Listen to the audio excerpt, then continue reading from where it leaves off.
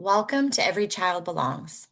The goal of the program is to increase supports and inclusivity and reduce the use of suspension and expulsion in early learning and care programs to reduce disparities. Who can make an Every Child Belongs request? Only licensed child care programs serving young children. That means registered family child care programs, certified family care programs, certified center care programs, outdoor nature-based programs. Who cannot or should not make a request is licensed exempt providers and school age programs. This support is here for you whenever you're feeling stuck or unsure. You might make a request if you're dealing with challenging behaviors, if you're worried about being able to keep a child enrolled, or if you've tried a few things and you just aren't sure what to do next. You don't have to wait until things get really hard. ECB is meant to be used early on so you can get support before situations escalate. The goal is to give you another layer of support and a space to problem solve. You're not expected to figure this out all on your own. So the first step that you're going to do is you're going to go to the Every Child Belongs website, www.everychildbelongs.org. Once you're on the homepage, you'll scroll down until you see the selection that says Request ECB Connect Support.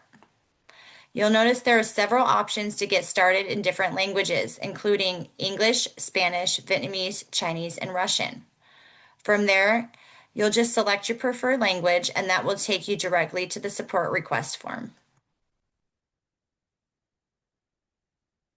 Once you select your language, the ECB support request form will open. At the top, you'll see a brief overview explaining who the form is for and what kind of support you can request. You'll also see that the form typically takes about 10 minutes or less to complete. This first question helps us understand who is requesting support. We want to know if the provider is reaching out for themselves or someone else is requesting support on their behalf. This helps us make sure we're connecting with the right person and responding appropriately. This section gathers contact details and the provider's availability so that we can connect in a way that works best for them. If you select yes, you're requesting support for a specific child who may be at risk of suspension or expulsion, and you'll be asked to provide details about that individual child.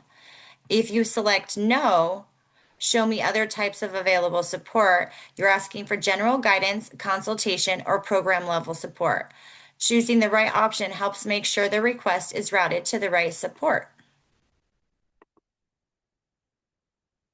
In this section, you'll be asked what type of support you're seeking.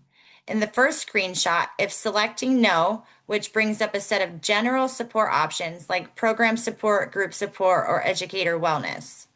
In the second screenshot, you can see what it looks like when yes is selected. This leads to a different set of questions focusing on identifying specific behaviors or concerns for an individual child. In this section, you'll be asked to describe what's going on in your own words. There's the space to give a brief description of the challenges or events you're concerned about. You'll also notice that there's a reminder to leave out any names to protect for confidentiality. You may also be asked about additional concerns like safety, staff support, or family concerns. Then you'll have the opportunity to identify the child's strengths by selecting from a list. This might include things like how the child connects with others, communicates, or engages in their environment. Including both concerns and strengths helps give a more complete picture so that the support you receive is more responsive and meaningful. In this section, you'll enter basic information about your program's location. This includes your program's name, address, city, county, and zip code. You'll also indicate whether your program is home base or center base and whether it operates within a school building.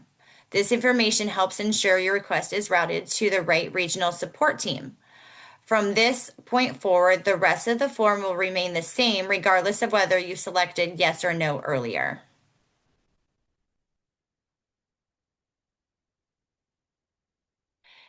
In this final section, you may be asked to indicate whether your program participates in early learning programs, such as Preschool Promise or Head Start.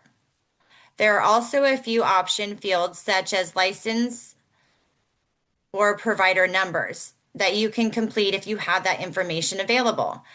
At the end of the form, you'll have options to request a copy of your responses for your records. Once everything is complete, you'll simply click Submit. Once you submit your request, it is received by the ECB Connect team. They will review your request and reach out to schedule a consultation call with you.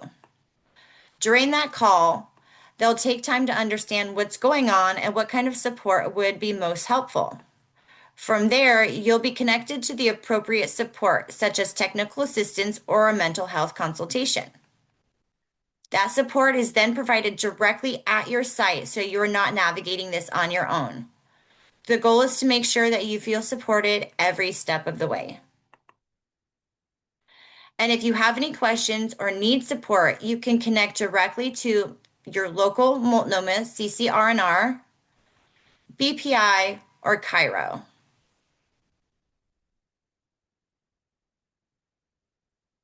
Thank you.